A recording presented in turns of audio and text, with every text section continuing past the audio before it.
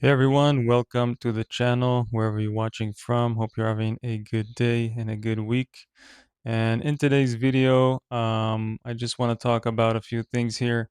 There's an interview I saw, very interesting, with Tudor Jones. He was interviewed and he said a bunch of very interesting things about Bitcoin.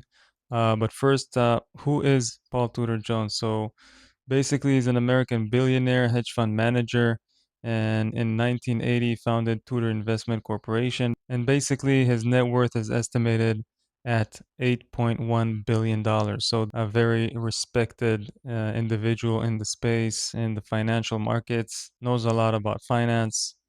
And I want to play this clip for you here. Let's have a listen. 2020, when you saw again all the interventions, both by the central bank and the Treasury, you just knew that the inflation trades were going to take off. And what was, of all of them, what was the best one? At that point in time, it was Bitcoin. Bitcoin is unequivocally the best inflation hedge that there is, more than gold, because Bitcoin is finite. So don't take it from me. This is a billionaire, multi-billionaire guy telling you this. I'm just a guy on the internet with opinions about Bitcoin, about the markets, but this is a very serious person telling you Bitcoin is the perfect hedge and even better than gold. There's only so much Bitcoin that can be mined. The problem with it as inflation hedge is if you got into kinetic exchange, there's clearly going to be cyber warfare, and anything that you have to deal with electronically is going down, including Bitcoin. So strike one. So what he's talking about is kinetic warfare. Basically, I wouldn't worry about it too much because if the internet goes down, basically everything goes down. Bitcoin with it.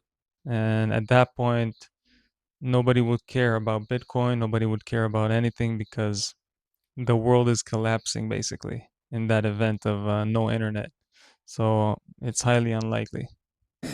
And then, secondly, quantum computing. Who knows if and when, with AI advancing as fast as it is, that we may actually have quantum computing. Now, quantum computing, someone can come in and can hack any bank and hack anything they want to. So, in terms of it being a great inflation hedge, gold increasing supply every year by a couple of percent. Bitcoin, there's a finite amount that can be mined.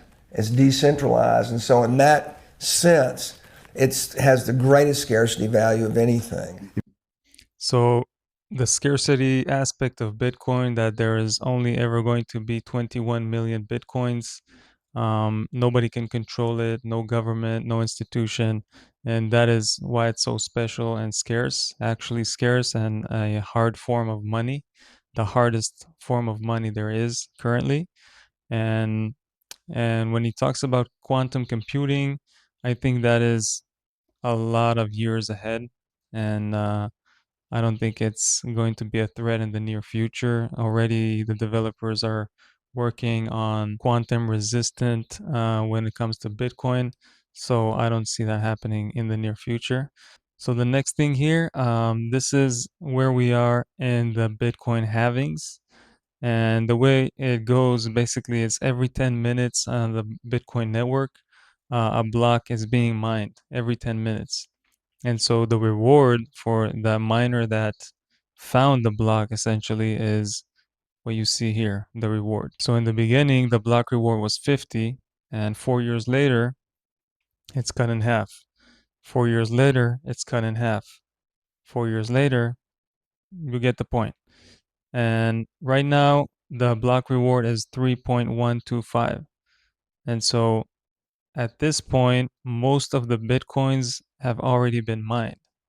20 million have already been mined, and the 1 million that is left to mine will take about 100 years. And that's what you see here.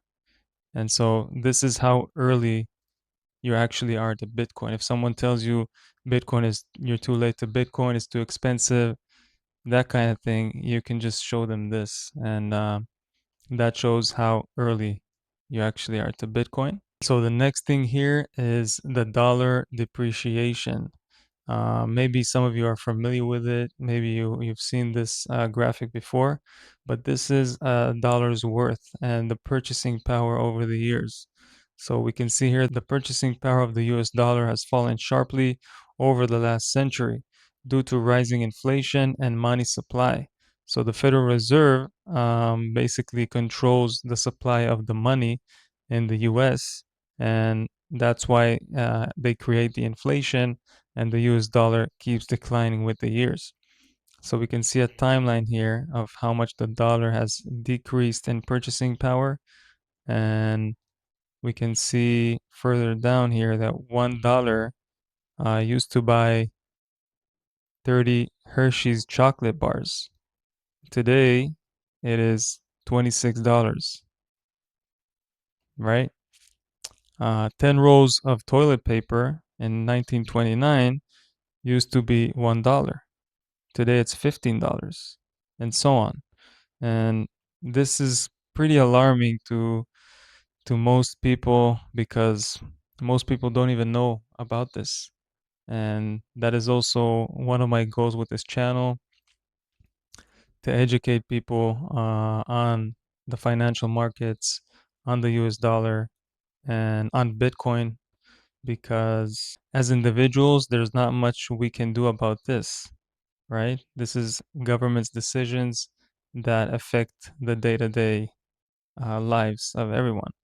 Also, since the gold standard is abandoned, no currencies are longer linked to gold since the 1970s, and that caused a even harder decline until today, right? And the money printing and all of that together really causes a snowball effect when it comes to the devaluation of the purchasing power of the dollar.